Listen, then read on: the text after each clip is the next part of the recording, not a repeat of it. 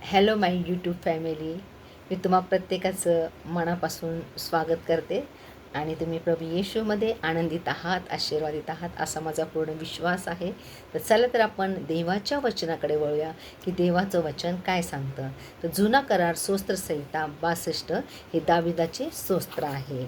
आणि दाविदाचा काय बोलत आहे या वचनातून आपण पाहूया.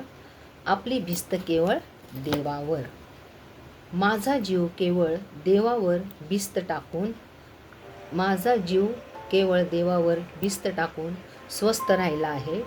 त्याच्यापासून मला तारण प्राप्ती होते, परमेश्वरापासून मला तारण प्राप्त होते. तोच केवळ माझा खडक, तोच माझे तारण आहे आणि तोच माझा उंच गड आहे. मी सहसा ढळणार नाही. एकट्या मनुष्याला मारण्याकरता त्याच्यावर तुम्ही सर्व कोटवर चढाई करून याल. तो झुकलेला भिंतीसारखा आणि कोसळलेला कुंपणासारखा आहे. त्याच्या उच्च पदावरून त्याला पाडण्याकरता मात्र ते मसलत करीतात. त्यांना लबाडी आवडते. ते आपल्या तोंडाने आशीर्वाद देतात पण मनातून शाप देतात.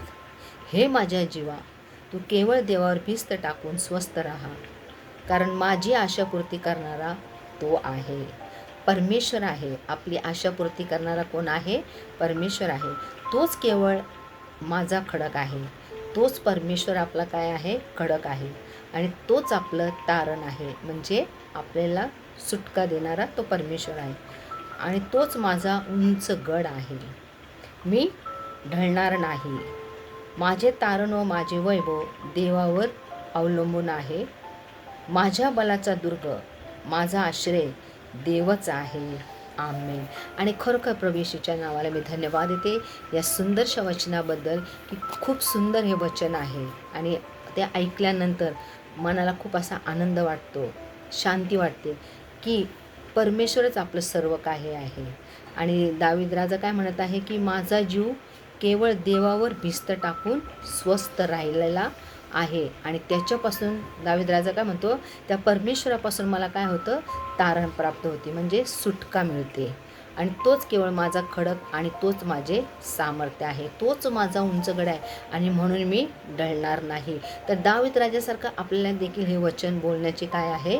गरज आहे, की हे परमेश्वरा, तू आमचा खडक आहे, तू आमचं सामर्थ्य आहे, तू आमचं गड आहे, तू आमचा बल आहे आणि आम्ही ढळणार नाही, कारण तो परमेश्वर आमच्याबरोबर आहे. आणि म्हणून हे स्तोत्र संहिता 62 दावीद राजाने लिहिलेले स्तोत्र आहे. आणि ह्या वचनाबद्दल मी परमेश्वराचे आभार मानते आणि तुमच्या प्रत्येकाच्या जीवनाबद्दल देखील मी परमेश्वराला धन्यवाद देते. तुम्ही माझे नवीन नवीन व्हिडिओ पाहता त्याबद्दल मी तुमचे मनापासून खरोखर आभारी आहे. आणि प्रभू येशू तुम्हाला आशीर्वादित करो. God bless you. आमेन. धन्यवाद.